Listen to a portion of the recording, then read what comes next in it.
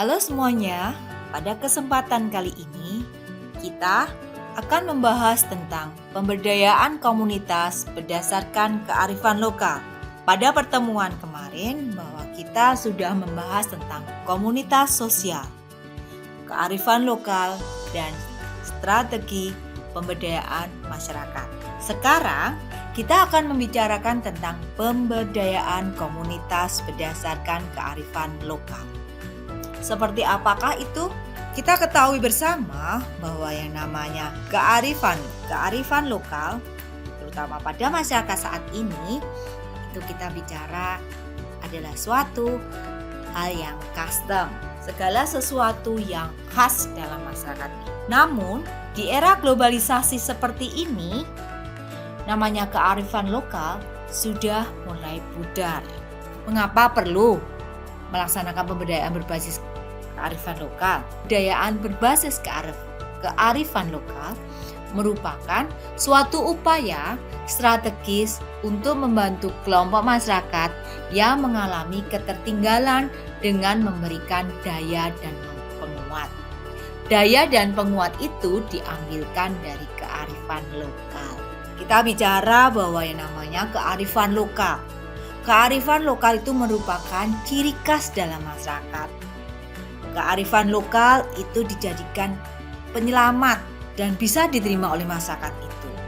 Sehingga pemberdayaan masyarakat dengan kearifan lokal akan lebih gampang daripada pemberdayaan masyarakat dengan bukan kearifan lokal atau dengan komoditas luar. Karena sudah tidak ada penyesuaian lagi masyarakat terhadap kearifan lokal itu sendiri. Lalu, kira-kira kenapa ya? Bagaimana caranya memberdayakan dalam kehidupan era globalisasi ini? Ya, kita tahu era globalisasi itu menuntut pasar bebas. Kalau pasar bebas berarti kita lihat bukan di mana kamu berada, kamu negara satu negara dengan saya apa tidak seperti itu. Tapi saya butuh barang ini dengan harga yang murah. Nah, apakah kearifan lokal itu bisa bersaing untuk itu? Harus bisa.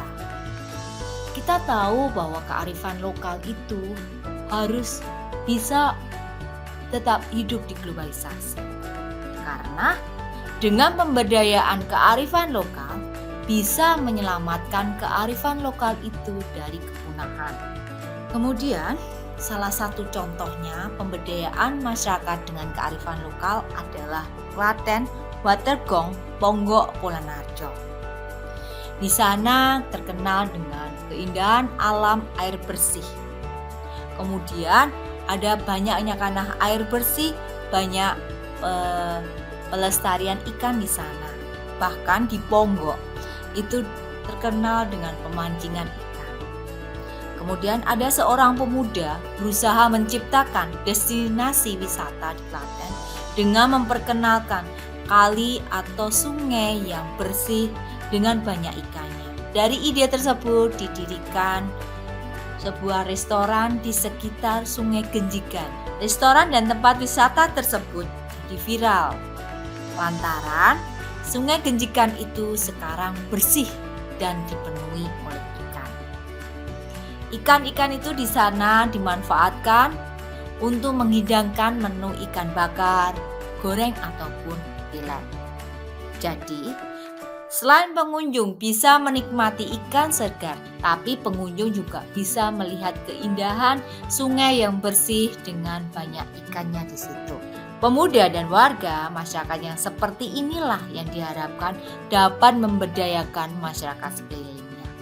Lalu, bagaimana dengan kalian? Karena kita sudah masuk di era globalisasi, maka kita juga harus mengerti bagaimana cara pemberdayaan masyarakat dengan cara yaitu dengan cara berbagi ilmu, berbagi funding, menjadi rumah mimpi, Indonesia berkebun, kemudian jadi kita mencintai anak, ramah anak, kita cinta ke pendidikan. Nah, itu semua dilewati dengan cara dunia maya, dunia di awang-awang. Kemudian intinya adalah pemberdayaan masyarakat di era globalisasi dengan menggunakan yang tadi, dengan menggunakan secara ilmu, secara internet, dunia maya. Maka ada beberapa hal yang harus diperhatikan untuk memberdayakan masyarakat di era globalisasi. Yang pertama, yaitu penggunaan jaringan internet. Artinya apa? Artinya kita, masyarakat, jangan merasa tertinggal dengan jaringan internet. Yang kedua, kita memanfaatkan masa atau memanfaatkan tenaga kerja setempat. Yang ketiga, promosi di media sosial. Nah, kemudian dengan promosi di media sosial itu berusaha memperkenalkan kearifan lokal.